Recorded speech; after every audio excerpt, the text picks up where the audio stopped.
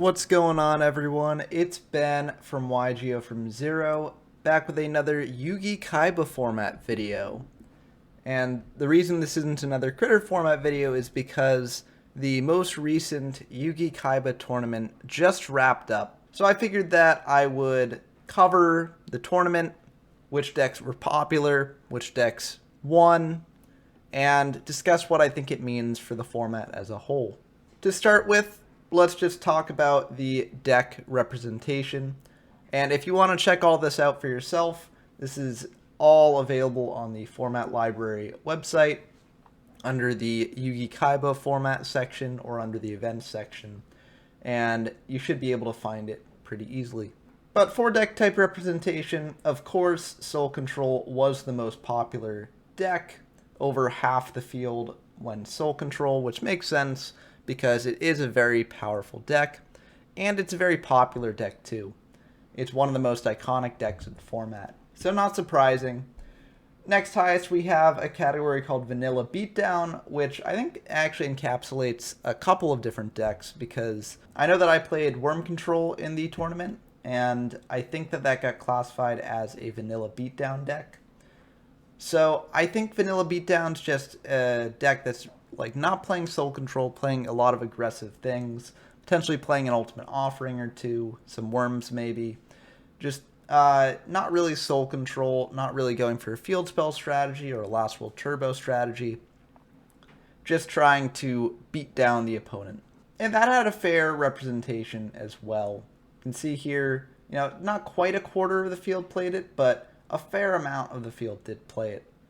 And that makes sense as well because, just playing an aggressive deck in a format like this, which is relatively slow, can catch the opponent off guard and actually enable you to do pretty well. Next up, we also have 3 Dragon Turbo players, which is very fun to see. Dragons, of course, is an iconic deck in the format, so it makes sense that a fair amount of people were on this, even if it's only 3. And 1 Dragon Turbo player actually did top the event. And we're going to get to the people who made the top 8 for the event soon. But it's cool to see that, this sort of janky deck but iconic deck in the format did actually manage to do very well.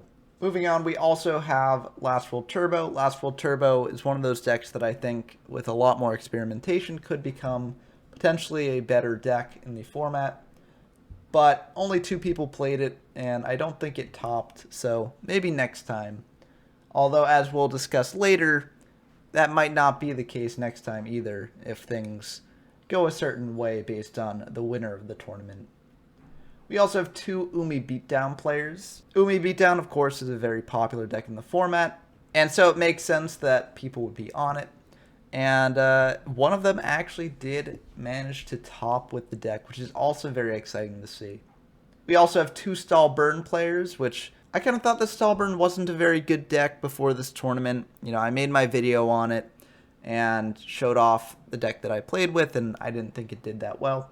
But Stall Burn actually had a fairly good showing in this tournament, and a Stall Burn player actually did make it to the top 8, which is very exciting. And I will be showing off their deck on the channel at some point, and also showing off some of their replays as well from the tournament, because they're pretty cool to see. And then for the last couple, we have 2 tribal strategies here, Dark Equipped and Wasteland Beatdown, which, didn't do too well. Only 1 player was on each of them, and neither actually managed to make it to the top. And we also have 1 Stall Mill player, which might be surprising given how good Stall Mill is, but at the same time, Stall Mill is a deck that a lot of people see as being boring and degenerate, so it makes sense that there was only 1 person on this. But as we'll see, just because there was 1 person on this deck doesn't mean it can't do well. There's also this deck category representation here, which you might find interesting as well, but I feel like the deck type representation is more important in a format like Yugi-Kaiba than the actual categories of decks, since most decks are going to be on a sort of similar core set of cards, and there's just going to be slight changes to the exact strategy that they use. But now that we've covered the different decks that joined the format, let's see which ones actually made it to the top 8. So if you scroll up here, you get to see all the top 8 deck lists. So let's just start with, the ones that made it to 5th place. So we've got Paolo NS on Vanilla Beatdown here. Pretty standard deck. It's just got the aggro beaters, some walls, some man-eater bugs. Got a Wicked Worm Beast in there, I guess for soul control decks. Trap Master to deal with some traps. Summon Skull and Change of Heart. And a Last Will as well. This is kind of like a mix of a bunch of different ideas kind of into one deck that doesn't really go any particular way, but it's just trying to use all the good cards in the format, it seems like. So, you know, not hard to see why this deck was able to make it this far, especially if it has a good pilot behind it, which it did. So, not too much interesting here to talk about. But if we go to the next deck list here on the list, we've got Dragon Turbo, which is really cool to see. I'm really glad that someone managed to top with this deck, and Angel ZX9 did manage to do that. There are a lot of pretty standard things about this list. I will say something interesting is that instead of like 3 Blue Eyes and 1 Curse of Dragon, they went for 2 Curse, 2 Blue Eyes, which I think is a neat inclusion and can turn on things like Change of Heart as a removal spell a bit more often, which is kind of cool. They also have 2 card destruction here to sort of draw into their combo pieces more, potentially dump dragons into the grave to bring back off of a monster reborn. So I think that's kind of neat as well. They don't really have a Last Will or an Ultimate Offering to protect the normal summon of Lord of D, but evidently they didn't really need it. I guess if you play around the trap holes enough, then you can get your opponent to use them all up before bringing out the Lord of D and going for that. But this is pretty cool. I'm very glad that a Dragon Turbo deck did actually manage to make it.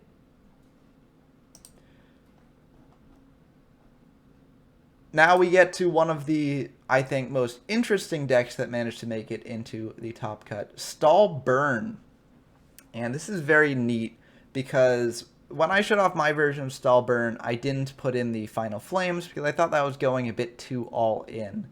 You know, if you don't have game with your burn cards, then like these Final Flames aren't really going to do anything. So I was like, let's avoid the Final Flames. But Samwise Gamgee here showed that these actually can come in very clutch, combined with the Okazis and Just Desserts here. The monster lineup is also pretty interesting. Just 3 Lodge In for the beaters, 3 Giant Soldier Stone, 2 Aquamador, and 3 Wall of Illusion for the walls, and 3 Man-Eater Bug, of course, is removal, and also 1 copy of the Stern Mystic. Talking to them after the tournament, they said that the Stern Mystic was actually pretty terrible, and if they remade the deck, they would definitely cut the Stern Mystic from it. But, you know, having a 1500 body isn't the worst, and also if it gives you knowledge of what your opponent has, you can potentially get in some damage that might be too risky to get in otherwise. But I think this was really neat, and I'm really glad to see that it topped. I'm planning on showing off this deck a bit more on the channel in the future because I think it's really cool and I want to try it out. But this is awesome, so congratulations to Samwise for topping with such a cool deck. And of course, for the next couple decks, we have Soul Control. So, Soul Control, obviously the most popular deck in the format. Not much to say here. This is a pretty standard Soul Control list. This might actually be the standard Soul Control list that I've shown off on the channel. I think it might be, actually. But, you know, just a very good deck. There were some interesting things in Soul Control. Some people played an additional tribute monster like Judgeman and went up to 3 soul exchanges just to make the Soul Control combo live more often, which I think is a very neat innovation, and I think it's actually pretty good. So it's cool to see people with this innovation actually managing to top here. And, you know, going for that 4 tribute monsters sort of strategy is very good against, you know, Stall and Mill. So that's cool to see as well. Oh, I actually just skipped a Soul Control list because I'm pretty sure these 2 lists are basically the same. It looks like Ellie's list has an Aquamador, in place of the D-Spell, which makes sense. But yeah, these two, I mean, Soul Control, right? Like, these are pretty standard lists. I do think that the 4th Tribute Monster here, though, is something to look forward to in the future. I think a lot more people are going to be playing this version of the deck from now on. And then we get to top 2, and top 2 is really cool because it's 2 decks that, you know, not many other people were playing in the tournament. So, Ya had the 2nd place deck with Umi Beatdown, which of course is trying to buff up the Great Whites to get an aggressive edge against your opponent's more aggressive strategies. So I think this is a pretty standard Umi Beatdown deck list, but it's pretty cool. Unfortunately, Umi Beatdown has a very terrible matchup against the deck that Ya faced in the finals, which is Stall Mill. So we have DK0 on Stall Mill. That's their, you know, iconic deck they go for.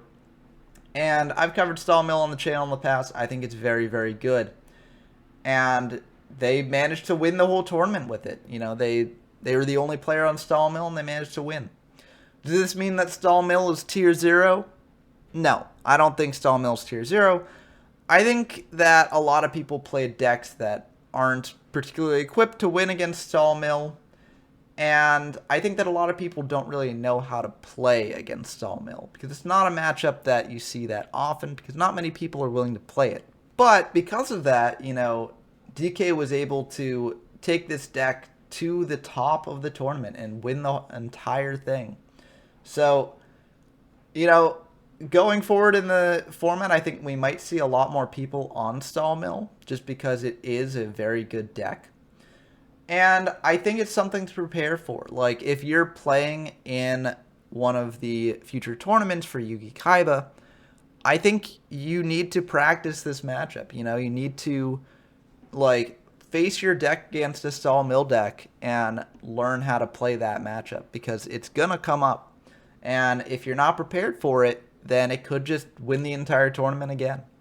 So I think that's a good thing to keep in mind going forward.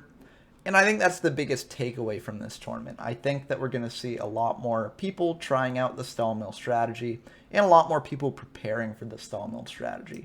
I think that, you know, that will bolster decks like the Eamon's Soul Control list here with the 4th Tribute Monster and 3 Soul Exchanges. And I'm curious to see if that actually will take hold. But, you know, I just wanted to discuss these decks real briefly and discuss the tournament as a whole. It was a really fun event, and I want to thank all the people who organized it for putting in the time and effort to actually make sure that it ran smoothly. And I look forward to the next one.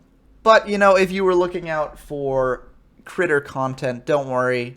Tomorrow I will have a Critter video on the channel, but I am going to be featuring some Yugi-Kaiba content related to these results in the future. Probably testing out Samwise's list here and showing off some of the games from the tournament. But until next time, I've been Ben from YGO from Zero, and I'm signing off.